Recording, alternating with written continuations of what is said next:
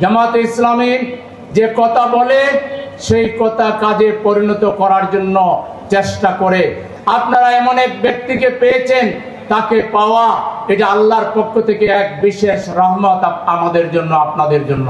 এলাকায় এসে ঝাড়ু হাতে নিয়ে এলাকাকে পরিচ্ছন্ন রাখার তিনি যে দৃষ্টিভঙ্গি দিয়েছেন, তিনি যে গাইডলাইন দিয়েছেন, এবং একই সাথে প্রায় প্রত্যেকটা জুমাবারে কোনো না কোনো মসজিদে জুমার নামাজ আদায় করছেন, ওয়াক্তিয়া নামাজে বিভিন্ন মসজিদে জামাতে নামাজ আদায় করে আপনাদের সাথে কুশল বিনিময় করছেন, আপনাদের কথা শোনার চেষ্টা করছেন।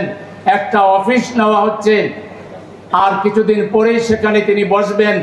আপনারা মন খুলে ভোট দেওয়ার সময় কাছে গিয়ে তাকে দেখতে পারেন নাই, আপনারা ব্যালট বাক্সে ব্যালট দিয়েছেন, আকাঙ্ক্ষা ছিল কাছে গিয়ে দেখবেন, সেই কাছে গিয়ে দেখারও সুযোগ ইনশাআল্লাহ হবে। আমরা শুধু এটুকু বলতে চাই, জামাতে ইসলামী যে কথা বলে সেই কথা কাজে পরিণত করার জন্য চেষ্টা করে, কথা এবং কাজের মিল রাখার জন্য ইনশাআল্লাহ আমাদের আমিরে জামাত চেষ্টা করবেন। আপনাদের কাছে শুধু অনুরোধ করব, তাড়াহুড়া করবেন না, হতাশা ব্যক্ত করবেন না, ধৈর্য ধরে থাকবেন। আপনারা এমন এক ব্যক্তিকে পেয়েছেন, তাকে পাওয়া এটা আল্লাহর পক্ষ থেকে এক বিশেষ রহমত আমাদের জন্য, আপনাদের জন্য। সুতরাং তিনি আপনাদের জন্য তার সব কিছু জীবন বাজি রেখে আপনাদের কল্যাণে, আপনাদের উন্নয়নে কাজ করবেন, এই ব্যাপারে কোনো সন্দেহের অবকাশ নেই।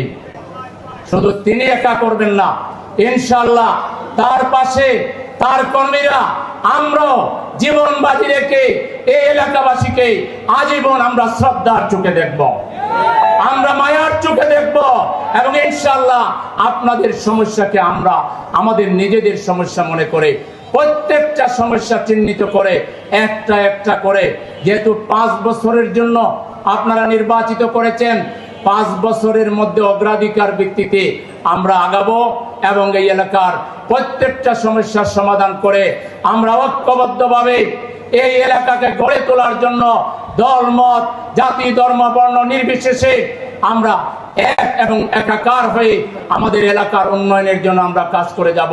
সেজন্য সবাইকে আবারও আমার পক্ষ থেকে অনেক অনেক শুকরিয়া, মোবারকবাদ জানিয়ে, ধন্যবাদ জানিয়ে, এবং আগামী দিনের পথ চলায় আপনাদের সাথে আমরা আগেও ছিলাম, এখনো আছি, আগামী দিনেও থাকার অঙ্গীকার ব্যক্ত করে সবাইকে ধন্যবাদ জানিয়ে আমার কথা এখানে শেষ করছি।